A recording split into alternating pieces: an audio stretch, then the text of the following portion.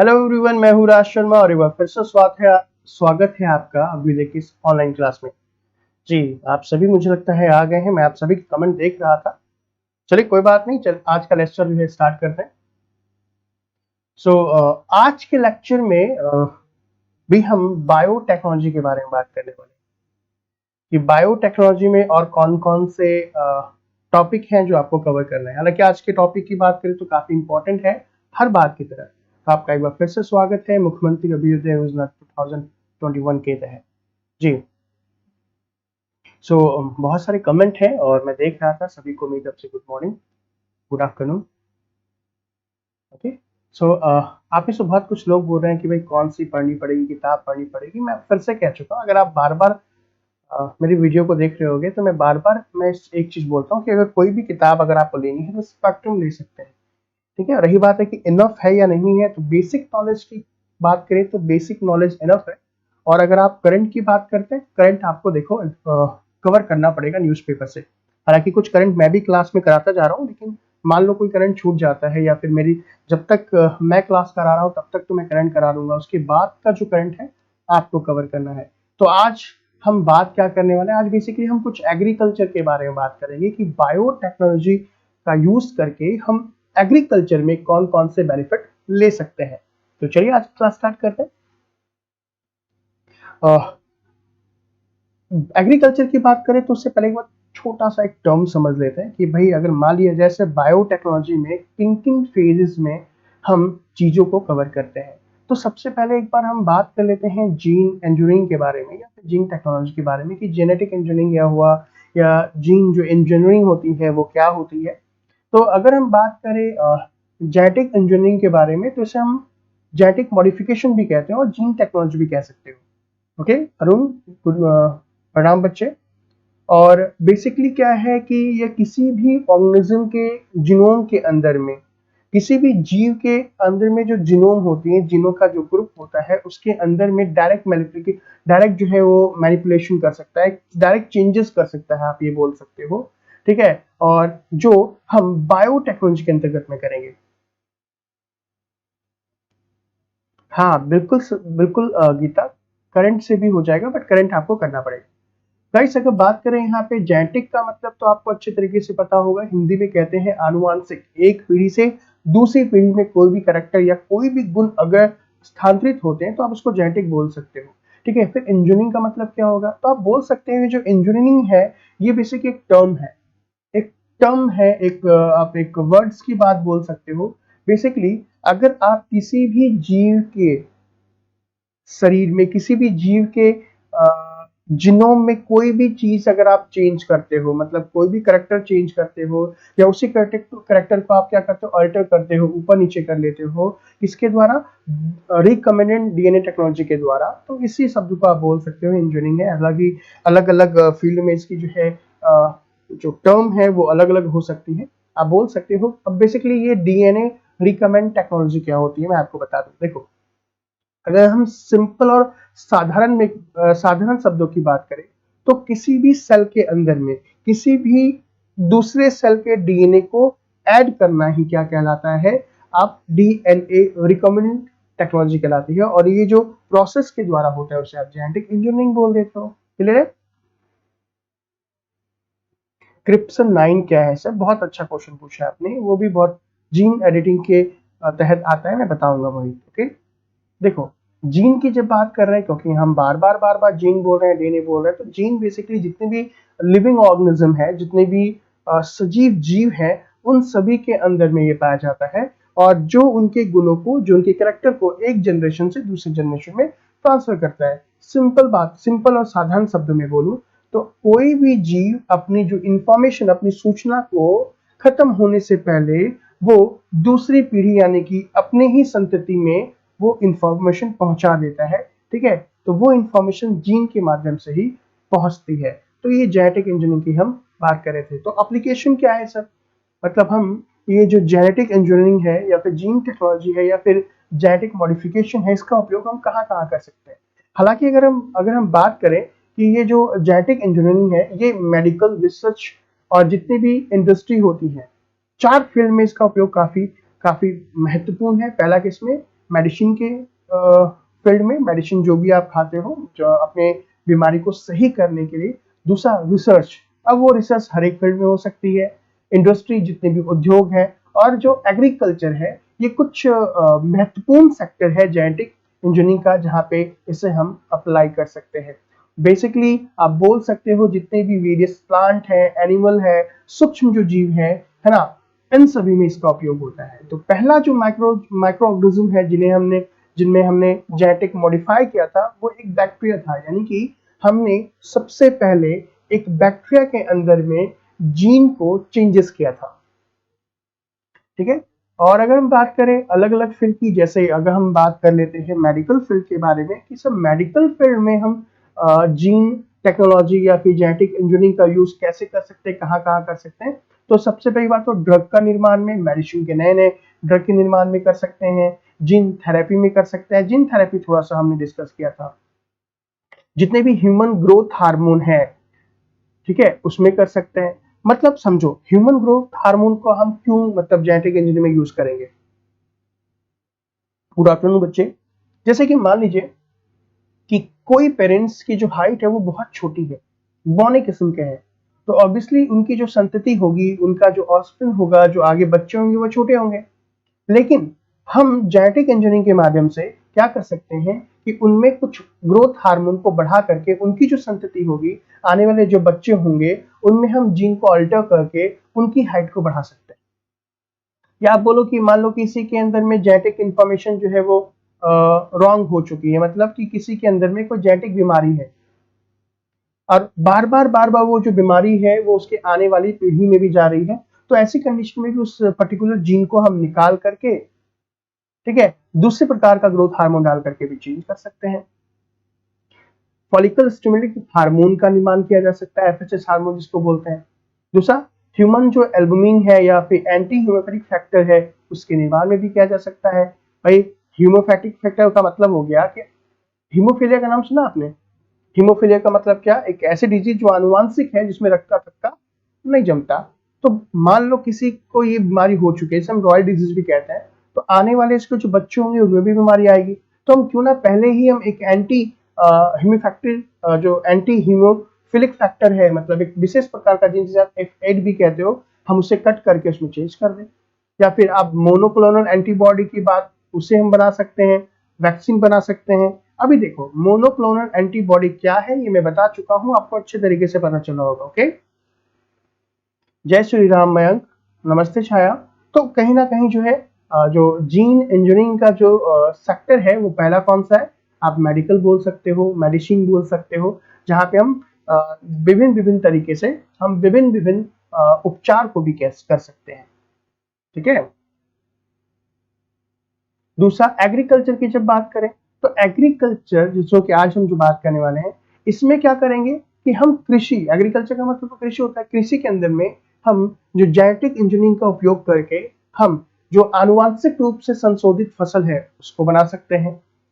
मतलब कहने का मतलब ये है कि कोई फसल है, मान लो एक एक लोकल किस्म की फसल है जिसकी पैदावार बहुत कम है, या फिर उसका जो उत्पादन है वो प्रॉपर तरीके से नहीं हो पा रहा, तो हम उसमें कुछ जीन को अल्टर करके या किसी सर्टेन जीन को उसमें डाल करके हम उस पौधे से अधिक उत्पादकता वाले पौधे बना सकते हैं, या फिर अधिक उत्पाद प्राप्त कर सकते हैं। या फिर आप ये भी बोल सकते हो कि हम ऐसी फसलों का भी निर्माण कर सकते हैं, ऐसे क्रॉप्स का भी निर्माण कर सकते हैं जो क्या करें, जितने भी कीट हैं, जितने भी इंसेक्ट्स हैं, उन सभी से सुरक्षा प्रदान करें। जैसे बीटी कॉटन, जैसे बीटी ब्रिंजल, बीटी राइस। यानी कि आप सभी को पता होगा कि कोई भी पौधा अगर हम लगाते हैं तो उस पौधे में कीट पतंग लग जाते हैं, या फिर आप बोल सकते हैं कुछ विशेष प्रकार का बैक्टीरिया, किसी विशेष प्रकार के फंगस की वजह से वो जो फसल है वो बर्बाद हो जाती है। तो हम क्या करेंगे कि जेनेटिक इंजीनियरिंग के माध्यम से हम ऐसे फसलों का निर्माण करेंगे जिसमें खुद की ऐसी क्षमता होगी जो कीटों से लड़ सके। यानी कि वो क्या कर सकेंगे, ऐसे पौधे खुद ब खुद ऐसे रसायन का निर्माण कर सकेंगे जो ऐसे कीटों से सुरक्षा प्रदान करेंगे। Is it clear? Hybrid plants का निर्माण भी कर सकते हैं, बिल्कुल सही। और साथ में क्या, इसका उपयोग कवक, वायरस, जितने भी कवक और वायरस से होने वाले पौधे हैं, ठीक है, या कवक के द्वारा, मत सॉरी माफ कीजिएगा, बहुत सारे प्लांट है, जैसे चाय की बात करें, कॉफी की बात करें, तो चाय और कॉफी में एक विशेष प्रकार का फंगस लगता है जिससे गेरुई नामक बीमारी होती है। तो इससे जो है चाय की फसलों को, या आप कहवे की बात कर लो, या फिर कॉफी की फसल को काफी नुकसान पहुंचता है। तो हम क्या करेंगे कि जेनेटिक इंजीनियरिंग के द्वारा उस पौधे के अंदर में ऐसे केमिकल को इंसर्ट करा देंगे, या ऐसे केमिकल वाले जीन को इंसर्ट करा देंगे जिससे वो पौधा जो होगा वो खुद का टॉक्सिन बनाएगा और विशेष प्रकार के फंगस और विशेष प्रकार के वायरस से सुरक्षा प्रदान करेगा। Is it clear? क्रॉप पे करेंगे या सीड पे करेंगे? जो सिवान, क्रॉप पे भी किया जा सकता है, सीड्स पे भी करेंगे। ओके, बिल्कुल सही कहा है मोहित ने, अभी बताऊंगा मैं आपको बच्चे। ये तो मैं एप्लीकेशन बता रहा हूं ना, अब बेनिफिट क्या क्या हो सकते हैं मैं वो भी डिस्कस करूंगा। तो ये जो मैं आज की जो क्लास ले रहा हूं कहीं ना कहीं काफी महत्वपूर्ण है। इसके अलावा इंडस्ट्री में क्या क्या कर सकते हैं हम, इसका उपयोग किसी भी विशेष इंडस्ट्री की जब बात करें, हम उद्योग की बात करें, तो हम विशेष प्रकार के प्रोटीन को प्राप्त करने के लिए जीन कोडिंग के साथ साथ जीवों में कोशिकाओं का परिवर्तन भी करेंगे। Transformation of cell in organism with gene coding to get a useful protein, मतलब हम सेल के अंदर में क्या करेंगे, जो कोई भी जीव की जो कोशिका है उसका जो है उसमें हम परिवर्तन कर देंगे विशेष कोडिंग के माध्यम से, ताकि हम किसी विशेष प्रकार के प्रोटीन का निर्माण कर सके। एग्जाम्पल की बात करते हैं। अभी आप बोलो कि मुझे समझ में नहीं आया, तो मैं आपको बताता हूं। निर्भय सर, जेनेटिक इंजीनियरिंग में भी बिल्कुल हर बार आएंगे क्वेश्चन निर्भय, इसलिए कह रहा हूं कि काफी टॉपिक काफी इंपॉर्टेंट और हॉट टॉपिक है, ध्यान दीजिएगा।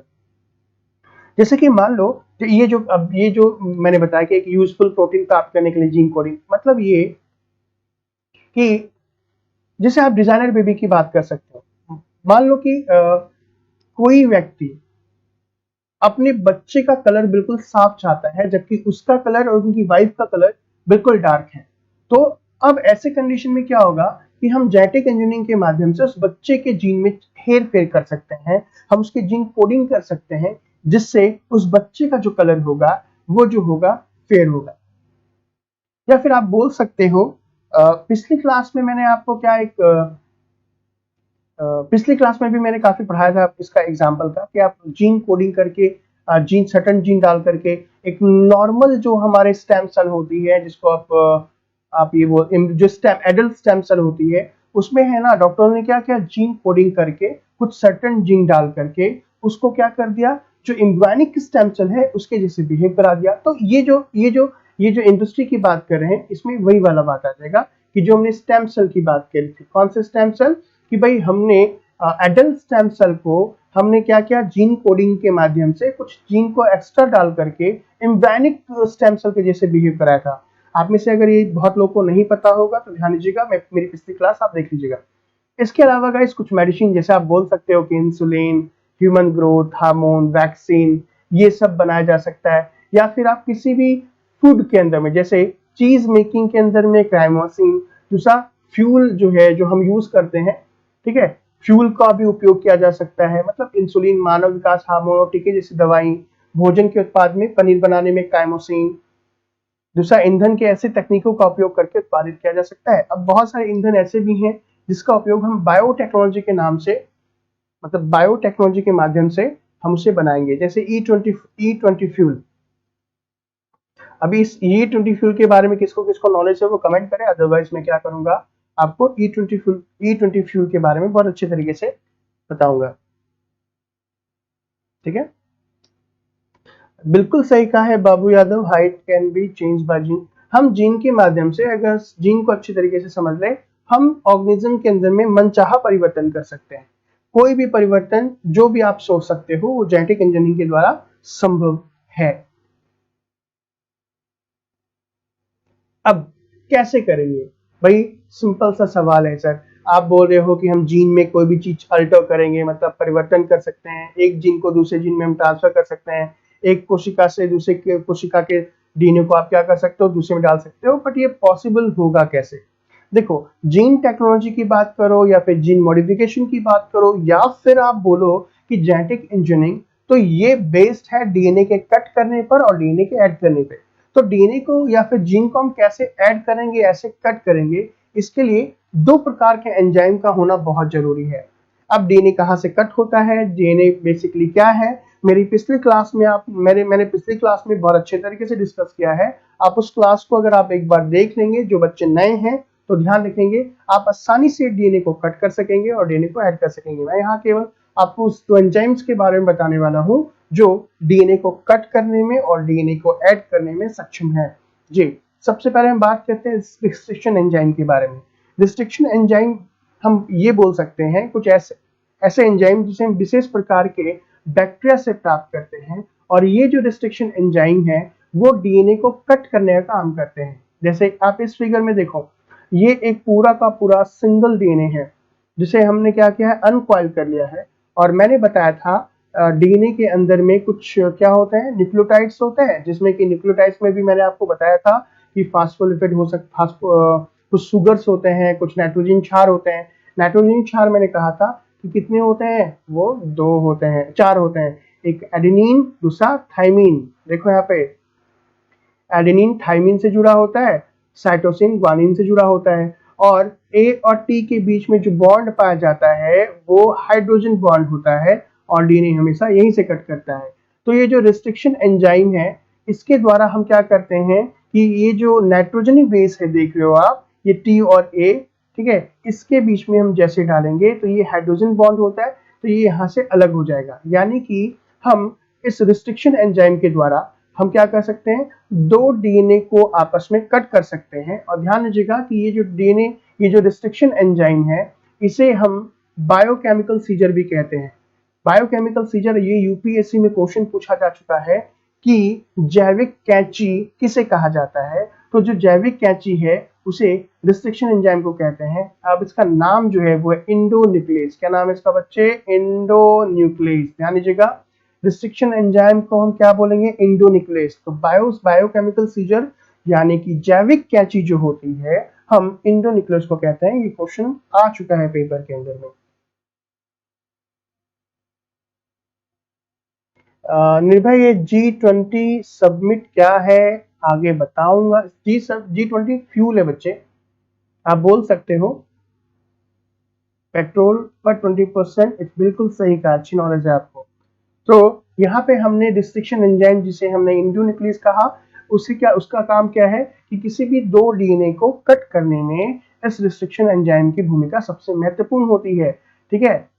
दूसरा, अगर मान लो हमने डीएनए को कट कर लिया, तो डीएनए को कट करने के बाद डीएनए को ऐड कैसे करेंगे, तो डीएनए को ऐड करने के लिए दूसरा एंजाइम है जिसे हमने लाइगेज कहा। ये एक विशेष प्रकार का एंजाइम है जो दो डीएनए जो देख रहे हो, इस दो डीएनए को आपस में ऐड करने के लिए, मतलब जो भी कटे विभाग है, यानी कि नाइट्रोजनी बेस की बात कर रहा हूं, है ना, नाइट्रोजनी बेस का जो हाइड्रोजन बॉन्ड होता है, इन दोनों को आपस में जोड़ने के लिए हम लाइगेज एंजाइम का यूज करते हैं, जो किसी भी दो डीएनए को आपस में जोड़ देता है। तो यहाँ पे हमने जाना कि जेनेटिक इंजीनियरिंग के लिए हमें क्या चाहिए, दो प्रकार के ऐसे एंजाइम की आवश्यकता होती है जो डीएनए को ऐड कर सके और दो डीएनए को कट कर सके। मैं फिर से कह रहा हूँ, अगर आपको डीएनए के बारे में फिर से डिटेल जानना है कि सर ये किस तरीके से होता है, जी और टी क्या है, आप बता दो, तो क्योंकि मैं पिछली क्लास में बता चुका हूं, तो वो वीडियो आप जाके जरूर देखें, आपको ये चीजें समझ में आ जाएगी। तो अभी यहाँ पे आपने ये जाना कि जेनेटिक इंजीनियरिंग क्या होती है,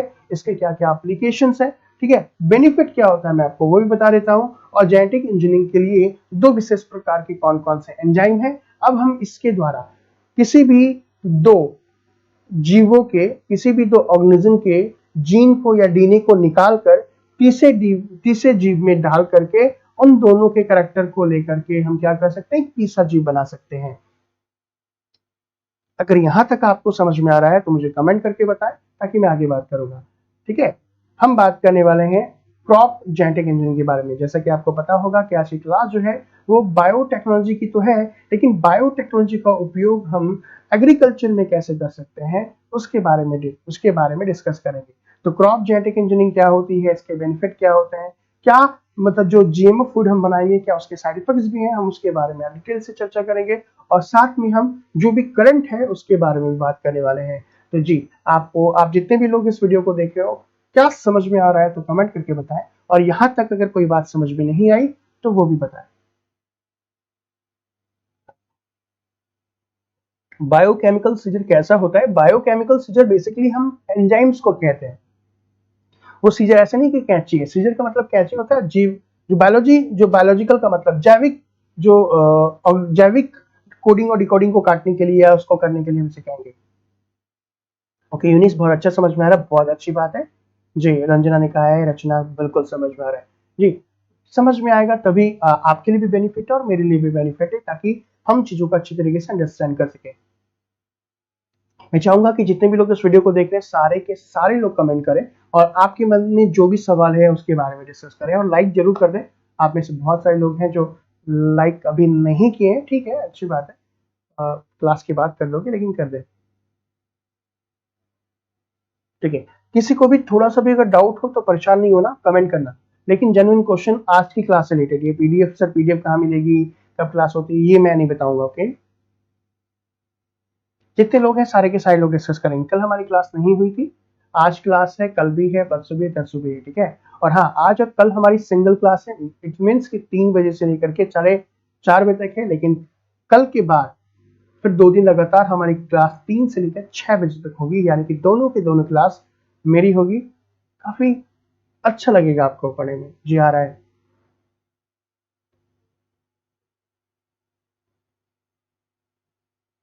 sir but back slide full show नहीं होती, इसलिए नोट्स बनाने में प्रॉब्लम हो। रंजना मैं समझा नहीं बच्चे। हाँ कोई प्रॉब्लम नहीं गीता, आप आराम से नोट कर सकते हैं। जो लोग नोट कर रहे हैं अच्छी बात है, लेकिन समझ ना आए तो मुझे जरूर बताएगा, ठीक है। क्रॉप जेनेटिक इंजीनियरिंग की जब हम बात करें, बेसिकली एक प्रकार की ये सेम चीजें मैं बता रहा हूँ कि हम किसी भी एक फसल के अंदर में, ठीक है, किसी भी एक फसल के अंदर में जब किसी 2 फसलों के गुण को समावेशित कर देते हैं तो उसे आप बोल सकते हो कि क्रॉप जेनेटिक इंजीनियरिंग, यानी कि फसलों के अंदर में आनुवंशिक रूप से संशोधित करना ही आप उसको एक सिंपल वर्ड में क्रॉप जेनेटिक इंजीनियरिंग कह सकते हैं। आया समझ में? अगर आप बात करोगे क्रॉप जेनेटिक इंजीनियरिंग की जो शुरुआत हुई थी वो 1983 को हुई थी। क्रॉप जेनेटिक इंजीनियरिंग की शुरुआत कब से हुई? 1983 में स्टार्ट हुई थी, जिसमें हमने क्या किया, एक बैक्टीरियल जीन को तंबाकू के प्लांट के अंदर में इंसर्ट कराया। तंबाकू तो समझ में हो ना, तो तंबाकू के प्लांट में सबसे पहले हमने एक बैक्टीरिया के जीन को क्या किया, डाला, ठीक है। तो इसकी शुरुआत हुई, ये कब हुई थी? 1933 में। लेकिन अगर आप बात करो कि पहला जो ट्रांसजेनिक या फिर आप बोल सकते हो जेनेटिक मॉडिफाइड ऑर्गेनिज्म जो है वो कौन है, तो जो सबसे पहला जो फूड है वो है आपका फ्लेवर्स टेवर्स टमाटो, यानी कि पहला जीएम जो क्रॉप है वो टमाटर है, जिसे जो है आप वाणिज्य मतलब आप बोल सकते हो जिसे कमर्शलाइज किया गया था कैलजीन कंपनी के द्वारा 1994 में। मेरी बात ध्यान से सुनेगा। हम 2 तरह के टमाटर का यूज करते हैं, जिसे आप जानते हो हाइब्रिड टमाटर के नाम से और एक जानते हो देसी टमाटर के नाम से। हमें अच्छे तरीके से पता है कि अगर टमाटर की बात करें, जो देसी टमाटर है, अगर आप उसे एक जो टमाटर पक जाएगा तो आप एक दिन से दो दिन तक आप उसको यूज कर सकते हो, लेकिन 1 दिन 2 दिन तक यूज करने के बाद तीसरे दिन वो टमाटर सड़ जाता है। तो ये प्रॉब्लम जो है इसको दूर करने के लिए 1994 के अंदर में एक कंपनी जो है कैलजीन ने, उन्होंने क्या किया था, एक ऐसे टमाटर को विकसित किया था जिसे आप आसानी से 4-5 दिन 10 दिन तक रह सकते हो। यानी कि हमने क्या किया कि जो देसी टमाटर है उस टमाटर की फसल के अंदर में एक ऐसे प्रकार के जीन को हमने इंसर्ट करा दिया जिसकी वजह से टमाटर का जो पल्प वाला पोर्शन है, जो अंदर गुदा वाला पोर्शन है, वो तो कम हो गया और उसका जो छिलका वाला पोर्शन है वो काफी क्या हो गया, मोटा हो गया। इससे टमाटर को अधिक लंबे समय तक रख पाना संभव पाया, है ना। आपने भी देखा होगा देसी टमाटर और वो जो हाइब्रिड टमाटर होता है, जो हम सलाद में जो टमाटर खाते हैं वो हाइब्रिड हो गया, और जो सब्जी में डालते हैं वो टमाटर, तो देसी टमाटर बोल सकते हो। लेकिन आजकल जो भी टमाटर आ रहा है हमारे पास, वो कौन सा टमाटर है, वो हाइब्रिड टमाटर होता है, ठीक है। जीएम बोल सकते हो, जेनेटिकली मॉडिफाइड टमाटर होता है। बहुत कम देखने को मिलता है जो देसी टमाटर है आजकल। हाँ बिल्कुल छाया, अगर जब आप दोबारा वीडियो को देखोगे तो और अच्छे तरीके से समझ में आ जाएगा बच्चे। ओनली डीएनए में ही चेंज कर सकते हैं। बहुत तरीके से फायदेमंद का मतलब क्या हो गया, सबसे पहला क्या कि अगर हम जीएम फूड को बनाते हैं, जीएम क्रॉप को बनाते हैं, आनुवांशिक रूप से संशोधित पौधे को बनाते हैं, तो वे पौधे किसी भी कंडीशन में, किसी भी विषम परिस्थिति में, चाहे वो काफी ठंडा हो, काफी सूखा हो, वहां की जमीन काफी गर्म हो, वहां का माहौल काफी गर्म हो, चाहे वो बरसात हो, चाहे वो बाढ़ हो, मतलब किसी भी विषम परिस्थिति में भी वो पौधे क्या कर सकते हैं, अपने उत्पाद को उत्पादित करने में सक्षम हो सकते हैं। मतलब अपनी फसल को वो पौधे अच्छे तरीके से फायदेमंद हो सकते हैं। ठीक है, स्पेक्ट्रम स्पेक्ट्रम ले सकते हो दीपक पाठक जी, दीप शिखा। ठीक है, साथ में क्या होता है कि अगर आप बोलोगे तो अभी जो हम फूड्स का उपयोग करते हैं, जो भी हम क्रॉप्स का यूज करते हैं, हमें उसके ऊपर जो कीटनाशक है ना वो डालना पड़ता है ताकि कीड़े ना लगे। लेकिन जीएमओ क्रॉप की बात करें तो आनुवांशिक रूप से जो संशोधित जितने भी फसलें होंगी, जितने भी क्रॉप्स होंगे, उसके अंदर में हम ऐसे जीन को इंसर्ट करा देंगे जो उसके अंदर खुद ब खुद टॉक्सिन बनेगा। तो जब पौधा खुद ब खुद टॉक्सिन बनाएगा तो ऊपर से क्या करने की जरूरत नहीं है, हमें कोई भी उर्वरक या कोई भी मतलब पेस्टिसाइड डालने की जरूरत नहीं है। दूसरा, जब फसल हो जाए तो फसल होने के बाद जब उसकी कटाई होगी तो जो भी कटाई के दौरान जो भी क्या बोलते हैं सो फसल बर्बाद होती है वो भी नहीं हो पाएगी। साथ में क्या होगा कि जो प्लांट होंगे, जो मट्टी की जो उर्वरता है ना, उसे भी बरकरार बनाए रखने में सक्षम होंगे। जैसे कि मट्टी की बात करें तो बहुत सारे फसल जो है, जब हम उसमें पेस्टिसाइड्स का यूज करते हैं, जब हम कीटनाशक का यूज करते हैं, ठीक है, तो क्या होता है कि मट्टी अपनी उर्वरकता खो देती है। अभी भी हो रही है, देखो अगर बात, हाँ मैं बात फिर आ जाता हूँ, चलो बफरिंग नहीं हो रही, सबको क्लास समझ में आ रही है। ठीक है, नेटवर्क प्रॉब्लम कभी कभी हो सकती है बच्चे, ध्यान दीजिएगा कि हम क्या है, ये जो बैसिलस thuringiensis की जो बात कर रहे हैं, ये बैसिलस thuringiensis नामक इस एक जो बैक्टीरिया आप देख रहे हो, इसके शरीर में एक विशेष प्रकार का जीन है। वो जो जीन है उसका नाम है cry1ac। क्या है? cry1ac। ध्यान दीजिएगा, उस जीन का नाम है वो क्या है, cry1ac।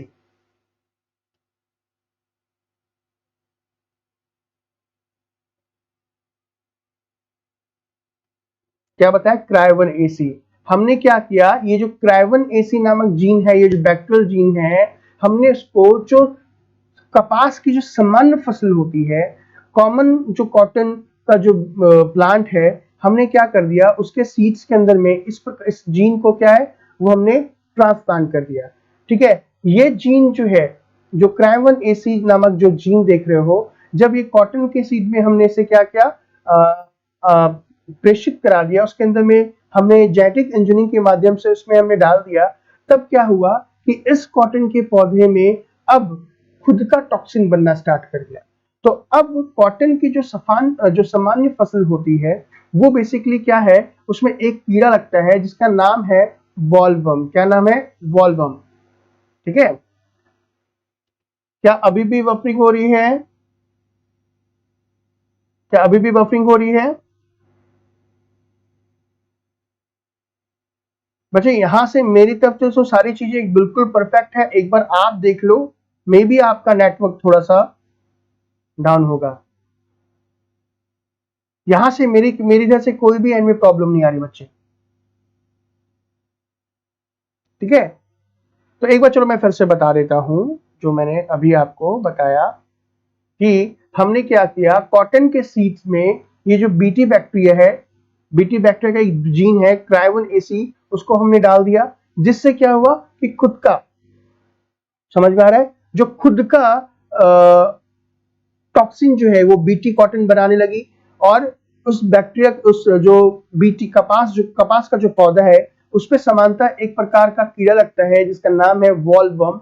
इसका साइंटिफिक नेम है ए लैपिडोपटोरा। ये बेसिकली इससे जो है अब छुटकारा उस कॉटन के पौधे को मिल गया। अब अगर मान लो कि ये जो वॉलवर्म नामक जो कीड़ा है, अगर बीटी कॉटन के इस पौधे को खाएगा तो वो क्या होगा, उसके शरीर में जाने के बाद ये टॉक्सिन क्या करेगा, उसके गट के अंदर में, है ना, उसके गट को, उसके आहार नाल को डैमेज कर देगा, जिससे वो सुस्त हो जाएगा और धीरे धीरे उसकी डेथ हो जाएगी और आपका जो प्लांट है वो प्रॉपर तरीके से बन जाएगा। ओके, अब ठीक है, चलो कोई ना। देखो नेटवर्क इशू हो सकता है ऑनलाइन क्लास में, मेरे एंड से यहाँ पे नेटवर्क बिल्कुल परफेक्ट है और काफी अच्छा कनेक्शन है। आप हो सकता है कि बीच बीच में कोई प्रॉब्लम आ जाए। देखो एक बार, ये एक प्रकार का, ये जो देखो मैं बिल्कुल समझा रहा हूँ। देखो ये एक सामान्य कपास का पौधा है, मतलब सामान्य कपास का पौधा मतलब जो जिसमें कोई भी जीन में हमने हेरफेर नहीं किया। तो हमने जब इस कपास के पौधे को लगाया तो लगाने पर एक प्रकार का कीड़ा जिसको वॉल्वम कहते हैं, ये जो कपास का ये जो वॉल्वम का वॉल्वम नामक जो ये कीड़ा है वो कपास के पौधे पर अपना ब्रेकफास्ट भी कर रहा है, अपना लंच भी कर रहा है, अपना डिनर भी कर रहा है। तो अब हुआ ये कि जो कपास का पौधा है वो तो धीरे धीरे डैमेज हो गया। तो किसान ने जितना पौधा लगाया उसे ये जो कीड़े हैं उसने उसे बर्बाद कर दिया। तो अब अगर मान लो किसान ने बड़ी मेहनत से इस कपास के पौधे को लगाया और अगर उससे उतना कपास नहीं मिल पाएगा तो कहीं ना कहीं किसान को लॉस होगा या नहीं होगा। तो अब वो जो किसान है उस लॉस को पूरा करने के लिए वो क्या करेगा, कीटनाशक का उपयोग करेगा जो कि हानिकारक है जमीन के लिए। तब ऐसी कंडीशन में हमने क्या किया कि बैसिलस thuringiensis नामक बैक्टीरिया से एक विशेष प्रकार के जीन को, जिसका नाम हमने दिया Cry1AC, ये जीन को हमने क्या कर दिया कि कपास के पौधे के अंदर में, ठीक है, आनुवांशिक रूप से इसे संशोधित कर लिया, जेनेटिक इंजीनियरिंग के द्वारा हमने इसमें डाल दिया। तो अब ये जो बीटी का ये जो जीन है Cry1AC, ये एक प्रोटीन बनाता है जिसका नाम जो एक टॉक्सिक पदार्थ, एक जहरीला पदार्थ है। तो ये जो कपास का पौधा होगा जो अब अपना टॉक्सिक बनाएगा और जैसे ही एक बैक्टीरिया जैसे ही कीड़ा इस पौधे को खाएगा, अब क्या होगा कि ये टॉक्सिक इसके शरीर में आकर जहर का काम करेगा और इसकी डेथ हो जाएगी और जो कपास का पौधा होगा उसे कोई नुकसान नहीं होगा और जो फसल होगी वो काफी अच्छी होगी। और आप बोलोगे सर ये जो टॉक्सिक पदार्थ है, मान लो इस पदार्थ अगर आप इस पौधे को खा लोगे तब, भाई कपास का पौधा हम क्यों खाएंगे, कपास का पौधा हम खाएंगे नहीं, खाली ये कीड़ा मरेगा, इसलिए कोई नुकसान भी नहीं होगा। तो कहीं ना कहीं जो बीटी कॉटन की बात करें तो बीटी कॉटन का उपयोग अगर हम करते हैं, हमारे किसान भाई अगर करते हैं तो उन्हें जो सामान्य कपास की जो फसल है उससे कई ज्यादा मुनाफा इस बीटी कॉटन को लगाने से होगी। क्लियर है? ओके, अब सही है। कभी कभी हो जाता है नेटवर्क की वजह से, लेकिन सवाल तो आखिर वही कि सर ये जो बीटी कॉटन की बात कर रहे थे आप, हमने बीटी का उपयोग तो कॉटन में किया, तो क्या हम इस बीटी का उपयोग हम अन्य फसलों के लिए भी कर सकते हैं? हाँ जी, हम इसका उपयोग अन्य फसलों के लिए भी कर सकते थे और कर सकते हैं। एक्चुअली क्या हुआ कि हमने बैगन हम सभी खाते हैं और बैगन के अंदर में जो है कीड़ा वो बिल्कुल समान सा लगता है। तो भाई अगर मान लो बैगन की फसल पे कीड़ा लगे तो कोई ज्यादा प्रॉब्लम नहीं है, लेकिन बैगन के अंदर अगर कीड़ा आ जाए तब तो प्रॉब्लम की बात है ना। भरता बना रहे हो, पता चला बैगन को आपने सेका, कट कर लिया, आपने देखा कि हाँ उसमें कोई भी कीड़ा नहीं है और आपने सेक लिया अच्छे तरीके से, और जब सेका और उसके बाद जब भरता बना आपकी थाली में आया, अब आराम से मजे लेके खा रहे हो, फिर अचानक से आपने उसमें एक पिल्लू टाइप का मतलब कीड़ा देखा, तो सोचो कितनी मतलब आपका मन जो होगा वो कितना खराब सा हो जाएगा, है ना। तो अब इसी कारण से अगर मान लो हम इस बीटी कॉटन का उपयोग, बीटी जीन का उपयोग अगर हम ब्रिंजल में करेंगे तो कितना अच्छा होगा। हमने हालांकि इसमें किया भी, हमने क्या किया कि इस बीटी जीन को हमने बैगन के अंदर भी इंट्रोड्यूस करा दिया। तो जब हमने बैगन के अंदर से डाला तो बताओ क्या हुआ, जब हमने बैगन के अंदर से डाला तो बैगन में कीड़ा लगने की जो संभावना थी वो पूरी तरीके से खत्म हो गई, यानी कि बैगन का पौधा भी बिल्कुल स्वस्थ हो गया और बड़े बड़े बैगन और बिना उसमें कोई कीड़ा लगे आ गया मार्केट में। लेकिन कुछ लोगों ने इसके लिए कुछ लोगों ने क्या कर दिया, विरोध करना स्टार्ट कर दिया इस बीटी ब्रिंजल को लेके। वो मुद्दा क्या था मैं आपको बताता हूँ कि अच्छा, वो तो चलो मैं बाद में बताता हूँ, आगे बताता हूँ। लेकिन आपका सवाल हो सकता है ये भी हो कि सर बीटी कॉटन की आप बात कर रहे थे, तो बीटी कॉटन के अंदर में आपने जो बीटी जीन का उपयोग किया जो कि एक प्रकार का जहरीला पदार्थ बनाता है, जहरीला प्रोटीन बनाता है, जिससे खा करके वो जो कपास का कीड़ा था वॉल्वम वो मर गया। लेकिन बीटी जो जीन है वो बीटी बैक्टीरिया के अंदर में रह रहा, उसे क्यों नहीं मारता? सवाल तो है ना कि भाई बैक्टीरिया के अंदर में वो जीन है हानिकारक, तो बैक्टीरिया क्यों नहीं नष्ट कर रहा? भाई इसका एक रीजन है। वो रीजन क्या है? देखो, जो बीटी टॉक्सिन एक प्रोटीन है, वो जो है बैक्टीरिया के अंदर में इनएक्टिव फॉर्म में रहता है, मतलब प्रोटॉक्सिन के रूप में रहता है। जो बैक्टीरिया है उसके शरीर में वो एक्टिवेट नहीं होता है।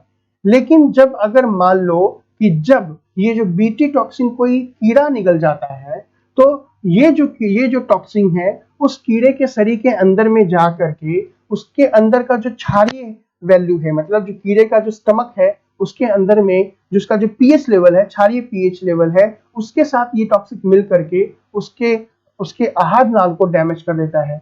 आया समझ में? यानी कि बीटी टॉक्सिन जो है वो बीटी बैक्टीरिया के अंदर में अगर जो रह रहा है वो इनएक्टिव में रह रहा है, लेकिन जैसे कोई कीड़ा उसे खा लेता है तो उसके शरीर में जाके एक्टिव हो जाता है, और एक्टिव होने के बाद उसके आहार नाल को नष्ट कर देता है।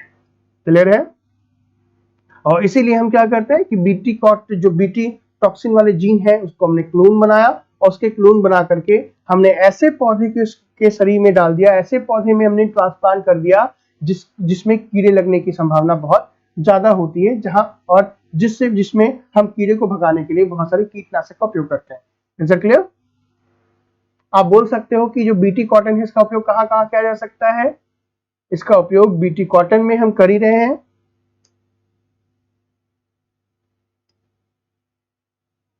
एक मिनट।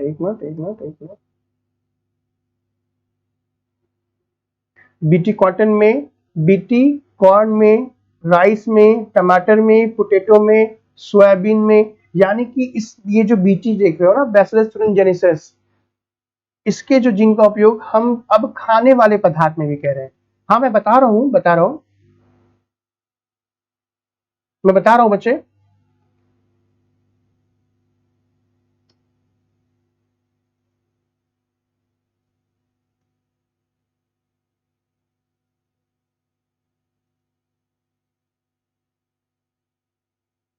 ठीक है, स्पेक्ट्रम ले ले बच्चे, बुक सेमनीस स्पेक्ट्रम ले सकते हैं बच्चे। तो देखो हमने कहा क्या, मतलब खाने वाले पौधे में भी हमने इसका उपयोग कर लिया, लेकिन प्रॉब्लम कब आई? प्रॉब्लम आ गई कहाँ पे? बीटी को लेकर के लोगों ने विरोध करना स्टार्ट कर दिया कि नहीं, इसका उपयोग नहीं करना चाहिए। क्यों नहीं करना चाहिए भाई? तो पहली बात तो देखो क्या है कि जो किसान, जो जितने भी किसान भाई हैं, वो जो क्या कर रहे हैं आजकल, जो भी फसल उगाते हैं, चाहे वो सब्जियां हो चाहे वो फल हो, तो वो जो बीज है वो लोकल किस्म की बीज लेके आता है।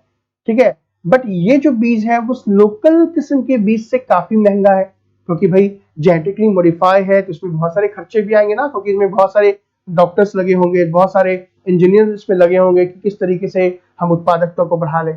तो ये बीज थोड़े कॉस्टली होते हैं।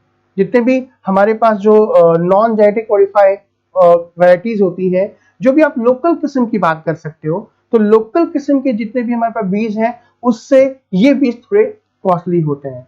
दूसरी बात क्या कि जो लोकल बीज किसान यूज करते हैं, तो आजकल जो किसान, हम जो जितने भी किसान लोग हैं, वो क्या करते हैं बच्चे कि एक बार मार्केट से बीज लेके आते हैं और फसलों को उगाते हैं। जो फसल उग जाती है तो उस फसल से वापस से बीज निकाल के उसे स्टोर कर देते हैं और आगे फिर से फसल का निर्माण कर लेते हैं उसी बीज से। यानी कि किसान जो है एक बार बीज लाता है मार्केट से और 2-3 बार उसका फसल उगा करके उसका पूर्णतः यूज कर लेता है।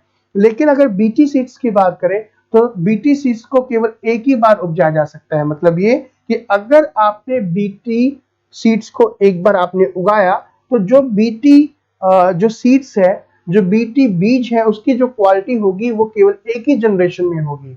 यानी कि बीटी जो भी क्रॉप्स होंगे, जो भी बीटी फसल होगी, उसके बाद वो जो बीज अगर कोई किसान लगाएगा तो भी वो किसान के उस फसल के अंदर में बीटी के कोई भी गुण नहीं होंगे। तो कहीं ना कहीं ये एक कारण और भी है जो बहुत ही बुरा है। यानी कि बार बार किसान को उस फसल को उगाने के लिए मार्केट पर निर्भर रहना होगा, बार बार बीटी बीज को खरीदना होगा। और दूसरा क्या था गाइस कि जो लाइसेंस है, मतलब जो बीटी सीड्स के जो लाइसेंस है इस भारत के अंदर में, केवल एक ही कंपनी को दिया गया था। वो जो कंपनी थी, वो जो कंपनी का नाम मोनसेंटो कंपनी है। क्या है? मोनसेंटो। तो अब एक ही कंपनी पर एकाधिकार होने की वजह से भी तो प्रॉब्लम हो गई, कालाबाजारी बढ़ गई।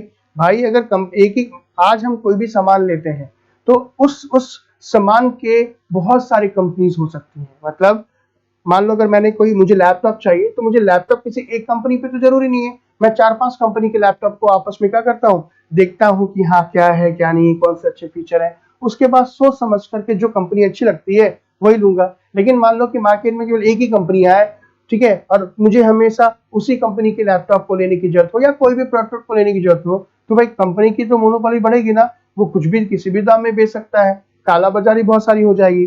तो कहीं ना कहीं जो है, जो किसी एक कंपनी पर एकाधिकार होने की वजह से और सीट्स का महंगा होने की वजह से, और एक बार सीट्स को लगाने के बाद दूसरे सीजन में उस सूट का उपयोग ना कर पाना भी क्या था, प्रॉब्लमैटिक था, जिसके कारण लोगों ने विरोध करना स्टार्ट कर दिया। इसके अलावा एक और भी कारण था। उन्होंने कहा कि भाई मान लो कि अगर बीटी पौधा हमने लगाया, तो बीटी पौधा अगर लगाने के बाद वो जो है विशेष प्रकार के बैक्टीरिया को विशेष प्रकार के कीटों को खत्म कर सकता है, तो हो सकता है कि जो किसान के जो मित्र कीट है उसे भी खत्म कर सकता है।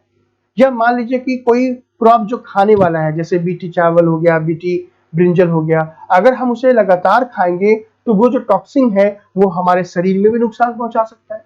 तो बहुत सारे विरोध के कारण थे, लेकिन मैं आपको बता दूं कि इस पर काफी रिसर्च हुई। ये जो बैसिलस thuringiensis जो टॉक्सिन बनाता है, इसका हमारे शरीर पर कोई भी साइड इफेक्ट जो है वो नहीं है। ये तो आसानी से जो अल्ट्रावायलेट रेज आती है ना, उस पर भी क्या हो जाता है, खत्म हो जाता है। और ये जो बैक्टीरिया है वो मिट्टी में पाया जाने वाला समानता बैक्टीरिया है, तो इसका उपयोग जो है अगर प्रेग्नेंट लेडीज भी कर रही है तो भी कोई प्रॉब्लम नहीं है। हालांकि इसके अलावा और भी बहुत सारे कारण थे इसके विरोध के। अंतरिक्ष चावल क्या होता है? क्या इसको जीन एडिटिंग से बनाए? बिल्कुल सही पूछा है, बताऊंगा। लेमन के पेड़ में नहीं कर सकते। ओके। क्या इसका मिट्टी पे कोई साइड इफेक्ट? नहीं, कोई साइड इफेक्ट नहीं है। देखो, कुछ साइंटिस्ट तो कहते हैं कि हाँ इसका साइड इफेक्ट है, और कुछ कहते हैं नहीं है। हालांकि ये रिसर्च का विषय है, और जो 2002 में शायद जो पर्यावरण मंत्री थे जयराम रमेश, उन्होंने क्या कर दिया कि बीटी पर रोक लगा दी कि जब तक पूरी तरीके से साइंटिफिक चीजें नहीं आ पाती, जो बीटी क्रॉप्स होंगे, जो बीटी खाने वाले होंगे, उस पर जो होगा बीटी प्रोडक्ट जो होगा उस पर क्या होगा, रोक लगाई जाती है। तो इसके बाद इस पर रोक लग गई थी। ठीक है।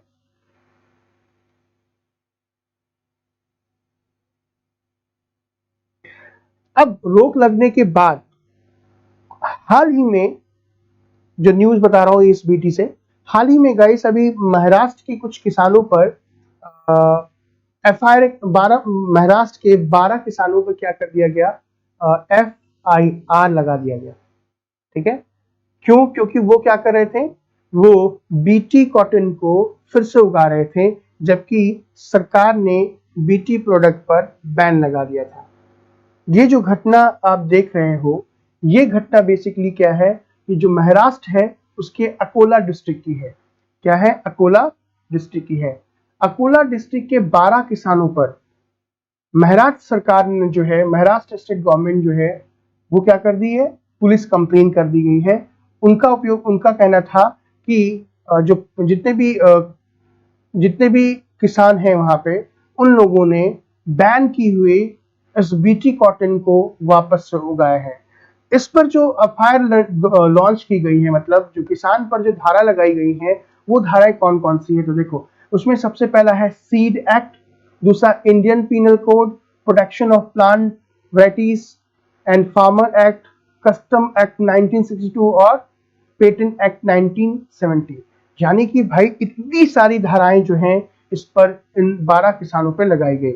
इसका क्या कारण है? ऑब्वियस सी बात है कि जब आपको पता होना चाहिए कि under the environmental protection act 1936 के तहत जो GMO क्रॉप को बिना गवर्नमेंट के, बिना सरकार के परमिशन के लगाना, उगाना, वो क्या है, एक प्रकार का क्या है, एक दोष बोल सकते हो, एक इनलीगल जो काम है, ठीक है। और अगर आप बिना सरकार के अप्रूवल के क्या करते हो, अगर जीएमओ क्रॉप लगाते हो तो इन्वायरमेंटल प्रोटेक्शन एक्ट 1980 के तहत आपको 5 साल की क्या हो सकती है, जेल हो सकती है, 1 लाख रुपया तक का जुर्माना हो सकता है। तो अब किसानों पर ये धाराएं जो लगी हैं ये काफी संगीन धाराएं हैं और इन धाराओं के तहत आने वाले समय में उन किसानों को बहुत सारी तकलीफें झेलनी पड़ेगी। गाइस ध्यान दीजिएगा कि हम ये जो किसान हैं वो बीटी कॉटन के तीसरे जनरेशन को उगा रहे थे। इससे पहले 2 जनरेशन जिसमें क्राई 1 एसी और क्राई 1 एबी को पहले ही उगाया जा चुका है, जो पिंक बॉलवर्म नामक कीटाणु से लड़ने में सक्षम थे। ठीक है, क्लियर है। ये एक छोटा सा क्या, ये जो है एक न्यूज थी। आप इस न्यूज को आप देख लेंगे, आप अपने नोट्स में भी इसे क्या कर लेंगे, डाल लेंगे। तो चलिए हम बात करते हैं गोल्डन राइस के बारे में। यहां तक किसी को समझ में आया तो ठीक है, और नहीं तो बताएं, मैं रिपीट करता हूं।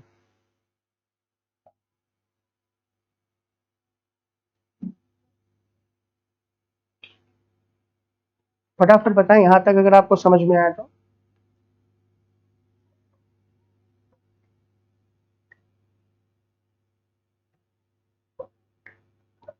आगे गोल्डन राइस की बात करेंगे और क्या क्या करंट है इससे संबंधित वो भी बात करेंगे।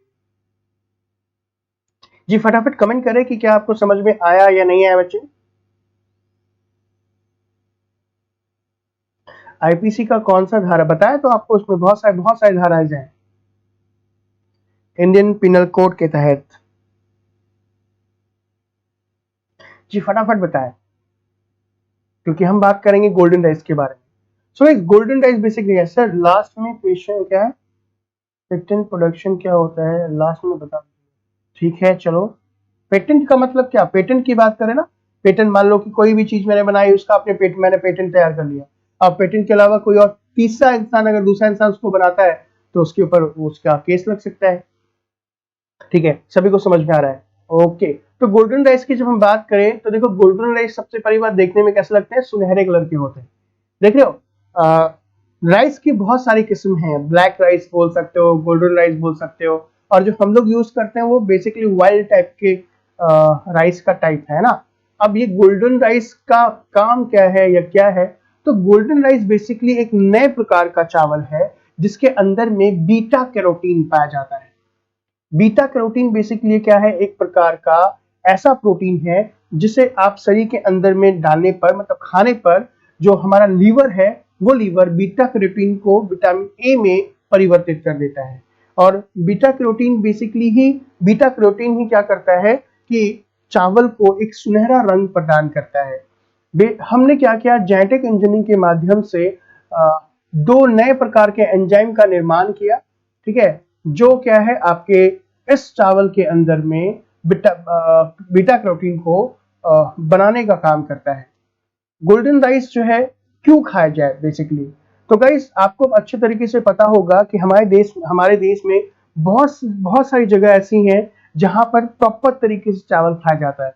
आप में से बहुत लोग को चावल पसंद होगा या हो सकता है नहीं भी होगा, लेकिन अगर आप नॉर्थ ईस्ट जाते हो तो वहां के लोग केवल और केवल चावल खाते हैं। या अगर आप बिहार के हो, या आप झारखंड के हो, या फिर आप उड़ीसा के रहने वाले हो, तो आपको चावल जो है वो काफी पसंद होगा। तो जहां पे अधिक मात्रा में चावल खाई जाती है, ठीक है, नॉर्मल किस्म की चावल खाई जाती है, तो सिंपल साधारण चावल खाओगे तो हो सकता है कि आपके शरीर में क्या हो, विटामिन ए की पूर्ति प्रॉपर तरीके से ना हो। तो उस शहर में, उस देश में, उस राज्य में विटामिन ए से संबंधित रोगों को रोकने के लिए गोल्डन राइस का उपयोग किया जाता है। Thank you so much Sunesh.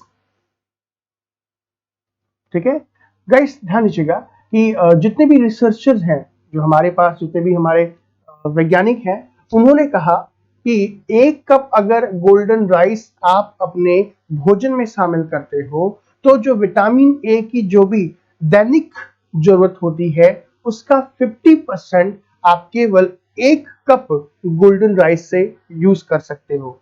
लेकिन फिलहाल हमारे पास जो चावल है, मतलब ये जो गोल्डन राइस है, उसके जो विटामिन ए की जो लाइफ है वो ज्यादा दिन तक नहीं है। जब फसल की कटाई हो तो फसल की कटाई से लेकर के, मतलब फसल जब पक जाती है ना चावल की, उसकी कटाई से लेकर के अगले 3 महीने तक अगर उस चावल को हम कंज्यूम कर लें तब तो उसमें विटामिन ए की मात्रा पूर्ण रूप से होगी। लेकिन जैसे जैसे टाइम आगे बढ़ता जाएगा वैसे वैसे उसकी जो लाइफ है, न्यूट्रिशन वैल्यू है, वो थोड़ी सी जो है वो घट जाएगी। यानी कि गोल्डन राइस की जब हम बात कर रहे हैं तो क्या कि गोल्डन राइस का उपयोग जब नए चावल की बात करें उसी से प्राप्त हो सकता है, उसके बाद इसकी जो वैल्यू है, न्यूट्रिशन वैल्यू है, वो धीरे धीरे कम हो जाएगी। तो ध्यान दीजिएगा कि अगर आप गोल्डन राइस अपने भोजन में शामिल नहीं करते हो तो आज से ही करना स्टार्ट कर दे, क्योंकि विटामिन ए एक ऐसा विटामिन है जो आपके शरीर में बहुत जरूरी है। आपको पता होना चाहिए कि आपके शरीर में कोई विटामिन हो ना हो, मतलब कमी अधिकतर लोगों के शरीर में होती है, बट 2 विटामिन की कमी कभी नहीं होनी चाहिए।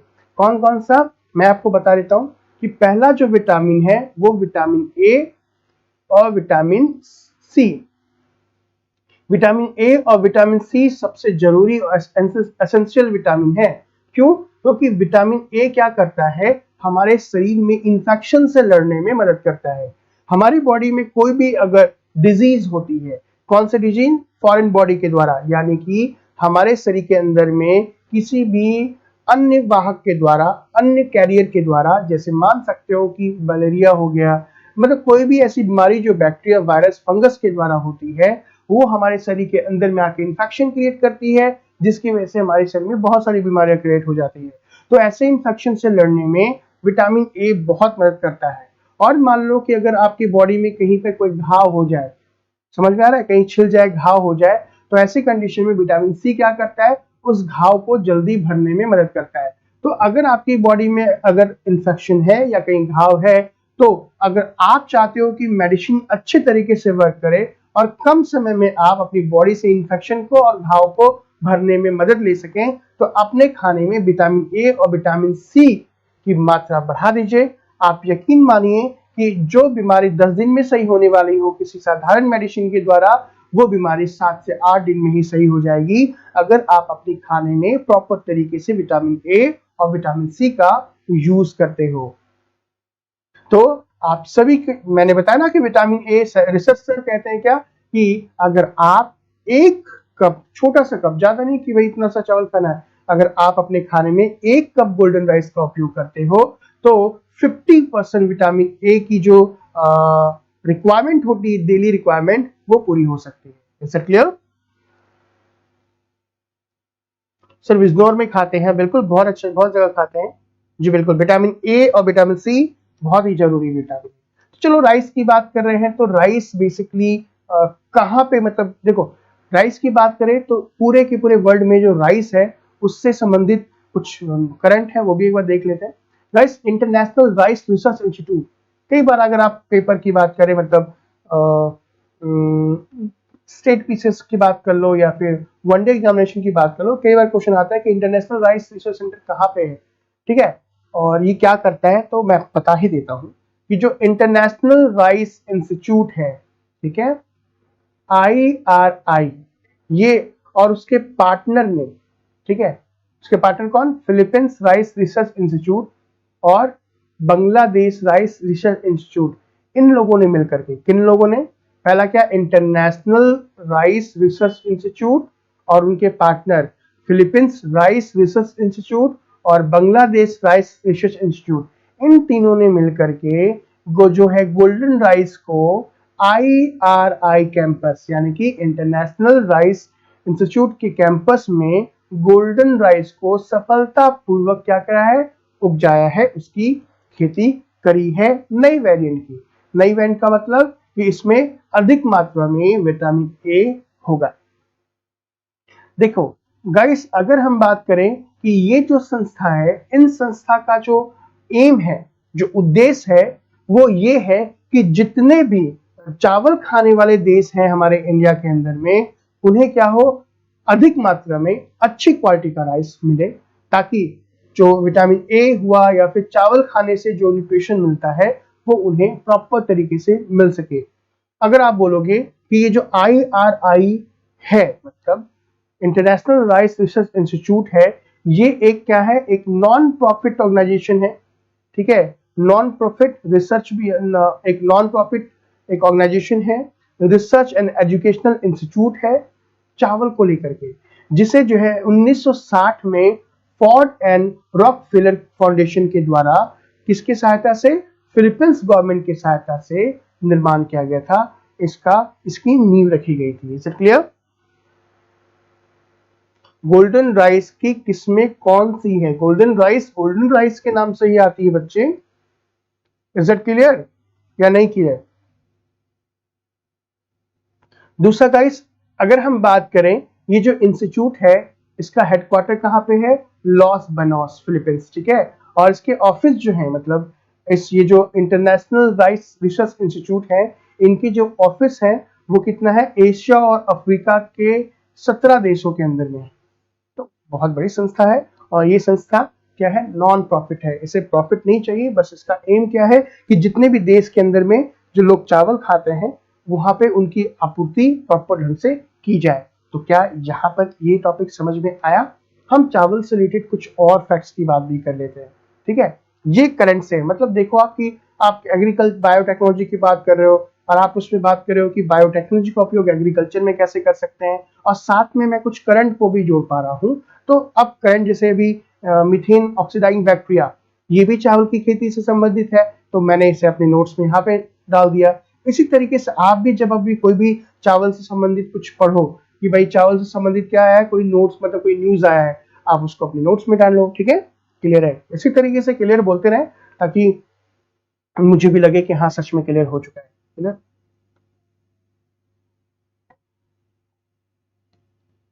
अच्छा, एक बात पूछ रहा था, क्या आप चाहते हैं कि आपकी क्लास ये जो साइंस एंड टेक्नोलॉजी वाली है वो सोमवार से लेकर के शुक्रवार तक लगातार हो? जल्दी बताएं, उसके बाद फिर मैं बात करूंगा मीथेन ऑक्सीडाइजिंग बैक्टीरिया, है ना।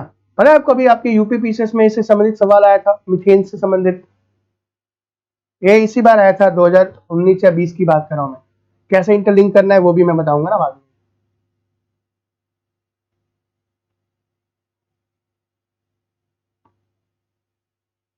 फटाफट जल्दी बताएं, यहां तक क्लियर है तब मैं आगे बढ़ूं।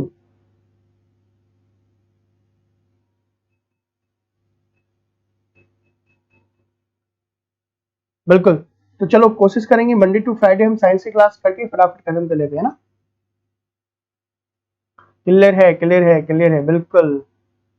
ओके, मंडे टू फ्राइडे कोशिश करूंगा कि अगली बार जो है मंडे टू फ्राइडे हमारी क्लास हो ना।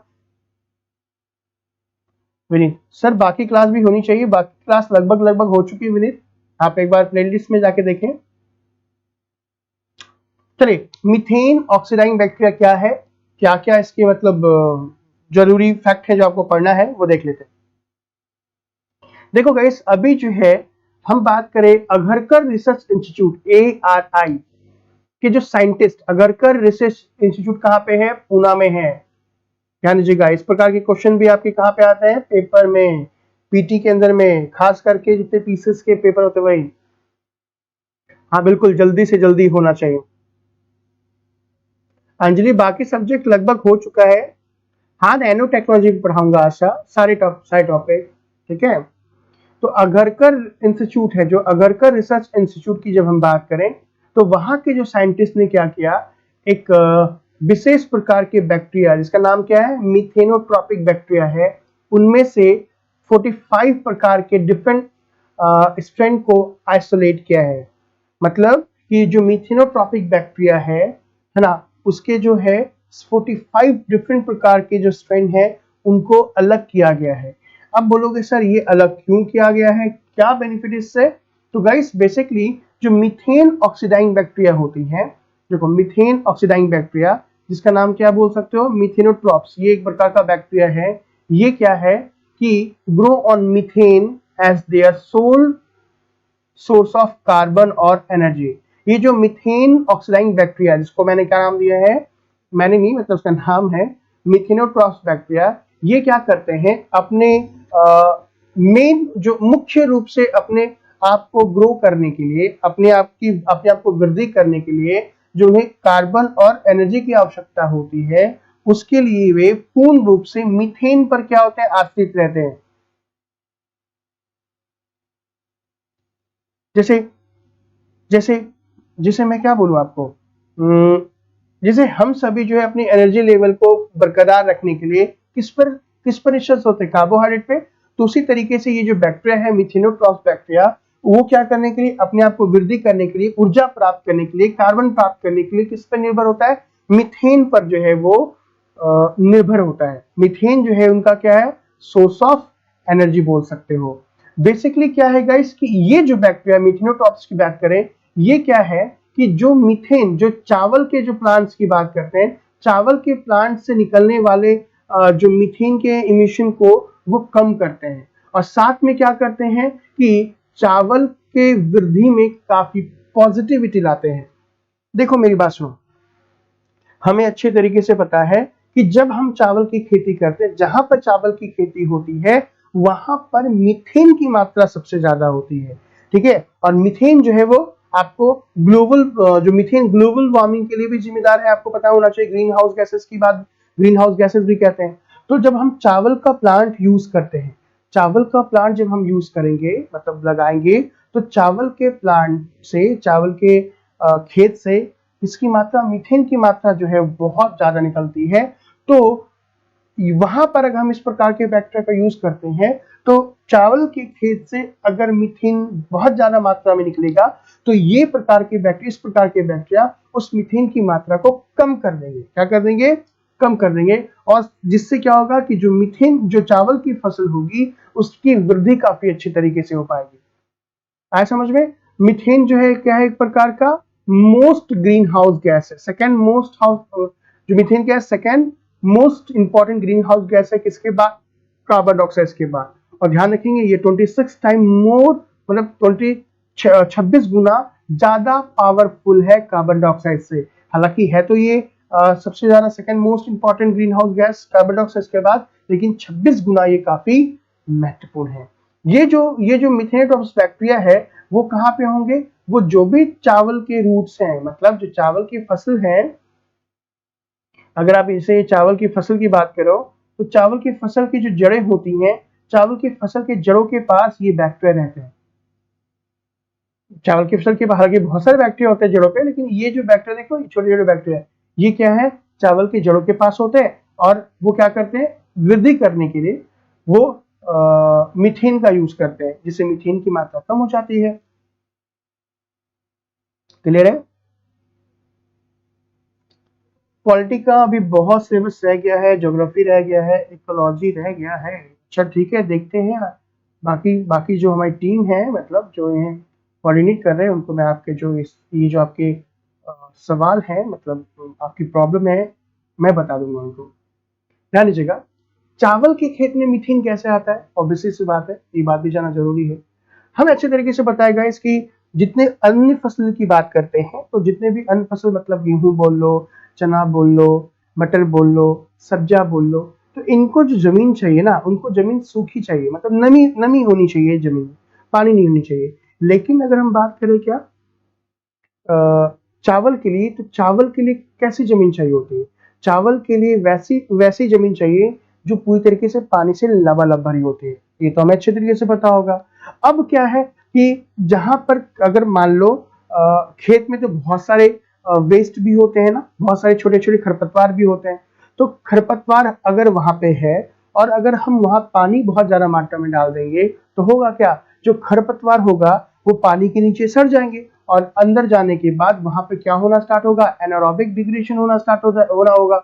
मतलब कि जो वहां पे जितनी भी जो चीजें हैं, जो वहां पे शोषण होगा, वो एनारोबिक होना स्टार्ट होगा, अवायवीय शोषण होना स्टार्ट होगा।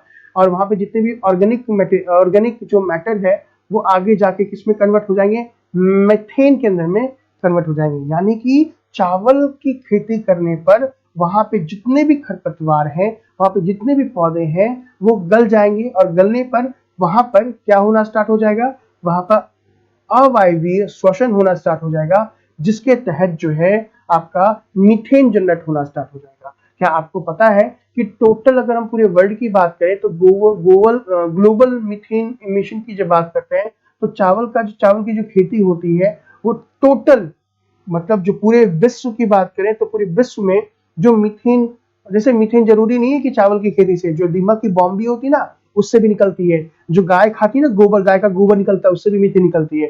तो पूरे वर्ल्ड का जो इमिशन है मीथेन जो निकलता है उसमें 10% जो रोल है वो राइस फील्ड है, यानी कि चावल की खेती से जो मीथेन उत्सर्जित होता है वो वैश्विक मीथेन का जो दर है उसका 10% है। खेत में केचुआ का क्या महत्व है? खेत में जो केचुआ होते हैं वो क्या रेस्पिरेशन में काफी मदद करते हैं।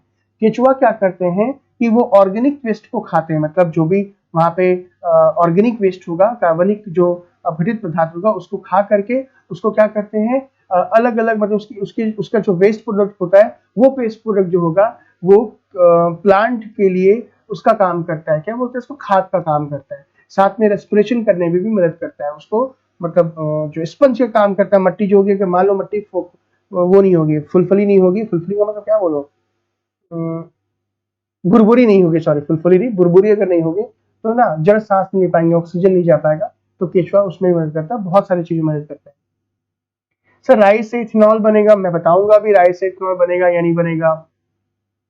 गाइस अभी देखो फिर से ये दूसरा ये अगला न्यूज है, असम एग्रीकल्चर यूनिवर्सिटी AAU, इन्होंने अभी चावल की 2 वैरायटीज का जो है निर्माण किया है, जिसका नाम है रंजीत सब 1 और बहादुर सब 1। हालांकि ऐसा नहीं है कि ये अभी ही असम की यूनिवर्सिटी ने इसे डेवलप किया है, ये जो रंजीत सब 1 और बहादुर सब 1 की जो किस्में हैं वो किसानों के द्वारा पहले से उगाई जा रही रंजीत और बहादुर का अपडेट वर्जन है। ठीक है, ये किस्म जो है ये अपडेट वर्जन है, मतलब चावल की एक नई वेराइटीज है जो खाने में एक अलग स्वाद देती है और उसका जो स्मेल होता है ना वो भी काफी अलग सा होता है। बिल्कुल हाँ बिल्कुल Babu, increase the fertility of land. हाँ बोल सकते हो कि कैपिलरी प्रोसेस अलग होता है बच्चे, उर्वरा शक्ति बढ़ाता है, सही है आपने सही कहा है सर। ठीक है, देखो अगर हम बात करें असम नॉर्थ ईस्ट साइड में ना, मतलब चावल की खेती ज्यादा होती है, बोलो क्यों? क्योंकि बेसिकली वहां पे क्या है, बार बार अनाम जो असम जो है, खास करके जो बराक वैली है वो जो है आए दिन बाढ़ से जूझ रहा है, मतलब वहां पे आए दिन बाढ़ आती रहती है। तो आपको पता है कि भाई चावल की खेती के लिए पानी अच्छा है, तो जो इस यूनिवर्सिटी है उसका मेन ऑब्जेक्टिव क्या है कि मानसून जब भी आए तो वहां पे जो है हम चावल की खेती करके चावल की आपूर्ति को अधिक अच्छे तरीके से बढ़ा सके, तो ये बेनिफिट है वहां पे। ठीक है, शुगर केन प्लांट में भी मीथेन होता है, हाँ बोल सकते हो, कुछ टाइप में शुगर खेती में होता है। लगभग लगभग मीथेन सभी जगह से प्राप्त होता है। सबसे ज्यादा कहाँ पे होता है पता है आपको? अगर देखा जाए डेंस की बात करें तो जो उसकी बॉम्बी होती है ना, दीमक की बॉम्बी, वहां सबसे ज्यादा होती है।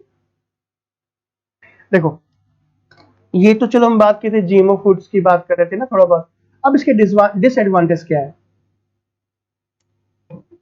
डिसएडवांटेज की भी बात कर लेते हैं कि भाई जो जेनेटिक मॉडिफाई ऑर्गेनिज्म है, जो भी हम जीएमओ फूड बनाएंगे, चाहे वो बीटी कॉटन हो, चाहे वो बीटी बैगन हो, चाहे वो राइस हो, कुछ भी हो, तो कुछ ना कुछ तो नुकसान और फायदे सभी के हैं। भाई जो लोकल किस्म की बात कर रहे हैं, लोकल किस्म का मतलब जो एक किसान जो उगाते हैं, जो हमारे पास है पहले से, मतलब आप प्रकृति में उत्पन्न जो भी पहले से आ रही है उत्पन्न, मतलब हमने नहीं बनाया उसको, ओरिजिनल प्रोडक्ट की बात करें तो ओरिजिनल प्रोडक्ट होता है। अगर उसमें हम कुछ चेंजेस कर देते हैं तो कुछ बेनिफिट भी है तो कुछ साइड इफेक्ट भी है। बेनिफिट की बात करें तो हमने इतने सारे बेनिफिट की बात कर ली, लेकिन भाई साइड इफेक्ट क्या क्या है? पहला साइड इफेक्ट क्या है कि नॉट 100% इन्वायरमेंटल फ्रेंडली है।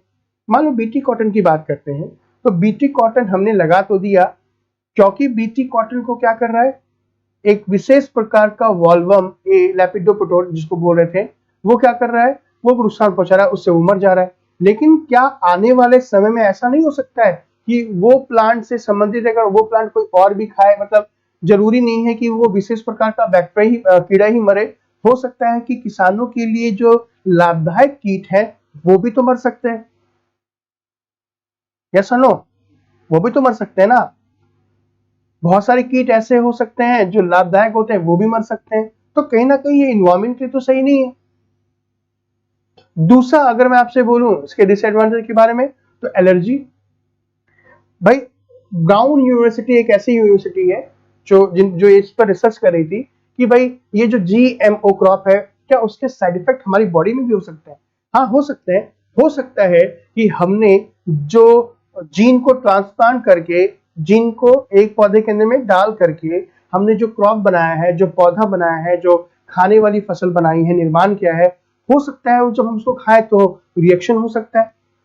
क्यों नहीं हो सकता? बहुत सारे फसल खाने पर रिएक्शन हो सकता है।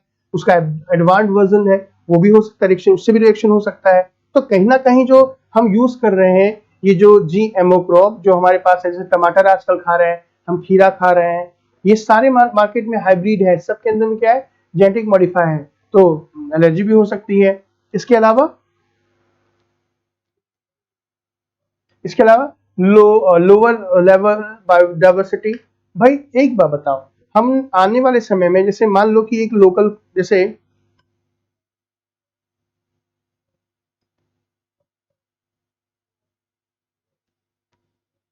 देखो देखो, जैसे मान लो कि ये एक कपास का पौधा है, एक लोकल कपास का पौधा है, ध्यान रखना, लोकल का मतलब पहले से, और ये एक दूसरे लोकल कपास का पौधा है।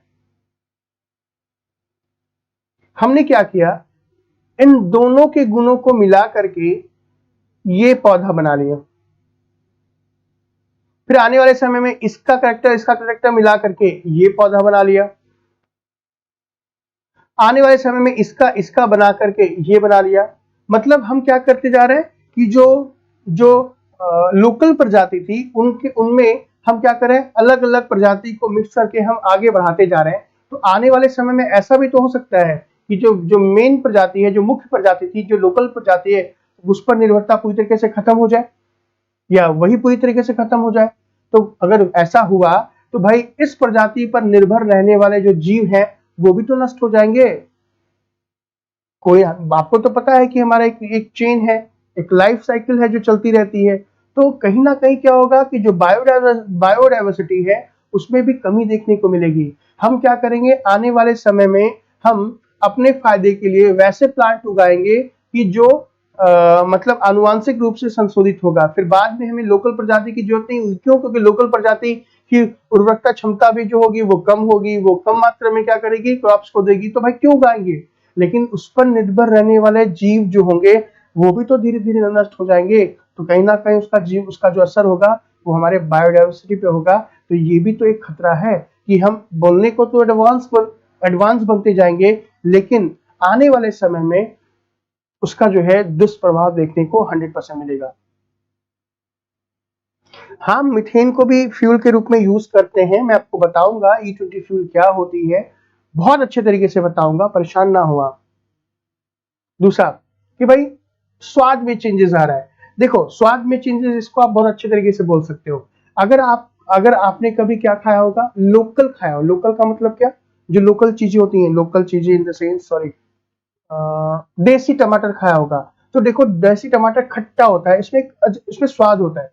लेकिन हमने क्या कर दिया, हमने हाइब्रिड बना लिया टमाटर, जेनेटिक मॉडिफाइड टमाटर बना लिया। अब वो टमाटर स्वाद में मीठा हो रहा है, खट्टा कम लग रहा है और उसका गूदा ज्यादा है। तो कहना कि स्वाद चेंज हो गया ना, तो जरूरी थोड़ी है कि भाई जो भी हम जीएमओ क्रॉप से जैसे खीरा, देखो आजकल खीरा एकदम लंबे लंबे खीरे, एकदम सुंदर सुंदर खीरे हैं, लेकिन जब उसको खाओगे तो कोई स्वाद नहीं होगा। लेकिन जब देसी खीरा खाओ, देखो स्वाद होगा।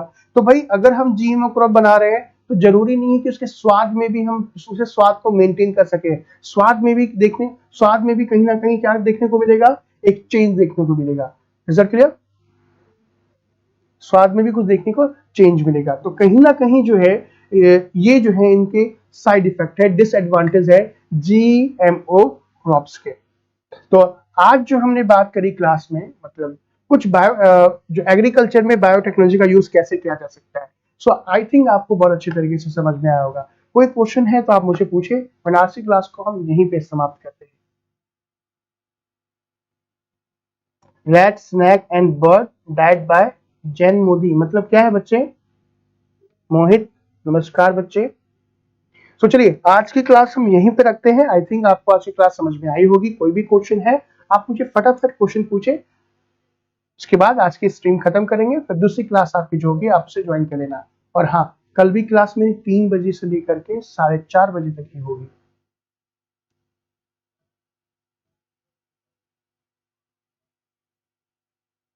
फटाफट क्वेश्चन पूछे, कोई भी क्वेश्चन है तो आप उससे पूछ सकते हैं।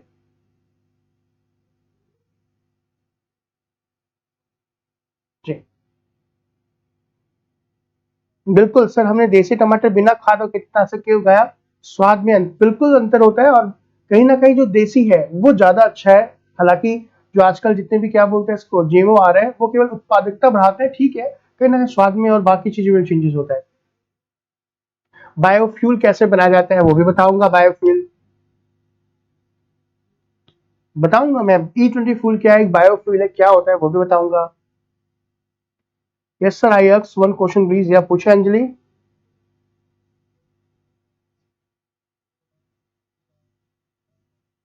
क्वेश्चन पूछे, और आप चाहे तो क्वेश्चन लिख भी सकते हैं। कौन सा क्वेश्चन लिखेंगे? आप ये लिखिएगा, आज का क्वेश्चन मैं देता हूँ आप लिखना चाहे तो, कि जीएमओ क्रॉप्स के बेनिफिट और साइड इफेक्ट्स। एग्जाम्पल देना मत भूलिएगा। सर मैगी, मैगी किस चीज से बनती है? मैगी किसकी बनती है? मैदे से बनती है और आटा से भी बनती है। सर ऑर्गेनिक फार्मिंग से डिसएडवांटेज हो सकता है क्या? नहीं, ऑर्गेनिक फार्मिंग से डिसएडवांटेज क्या होगा? कल कौन सा टॉपिक पढ़ाया जाएगा? कल बायोटेक्नोलॉजी की ही बात करेंगे, जो भी और चीजें हैं इसमें ना, कुछ करंट्स की बात कर लेंगे बायोटेक्नोलॉजी में। जल्दी जल्दी क्वेश्चन पूछिए अंजलि, फटाफट बच्चे।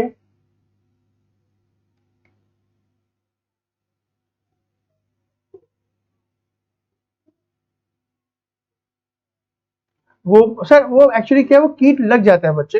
जो प्रतिभा कह रहे हैं ना, आता कहाँ से, आता कुछ नहीं है। वो बेसिकली क्या, उसके मतलब न्यूट्रिशन, कुछ जीव जो है वो विशेष प्रकार के न्यूट्रिशन पे निर्भर रहते हैं। तो जैसे ब्रिंजल की बात करें, जो ब्रिंजल के अंदर एक विशेष प्रकार का न्यूट्रिशन होता है जो कीट के लिए होता है, तो वो क्या होता है, वो धीरे धीरे अपने आप पनप जाता है।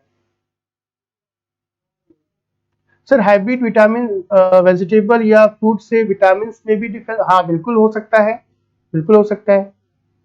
ऑर्गेनिक फार्मिंग क्या होती है? ऑर्गेनिक फार्मिंग का मतलब होता है कि बिना किसी रसायन के, जब हम ऑर्गेनिक मतलब कार्बनिक पदार्थों के द्वारा कृषि करते हैं तो उसे ऑर्गेनिक फार्मिंग कहते हैं। चलिए, आप सभी के सवाल शायद पूछ चुके हैं। ओके, आज की क्लास को हम यहाँ पे रखते हैं। बहुत बहुत धन्यवाद आपका। कल वापस मिलते हैं एक नए टॉपिक के साथ बायोटेक्नोलॉजी के अंदर में, और वो आपके एग्जाम के पॉइंट ऑफ व्यू से काफी इंपॉर्टेंट होगी। ठीक है,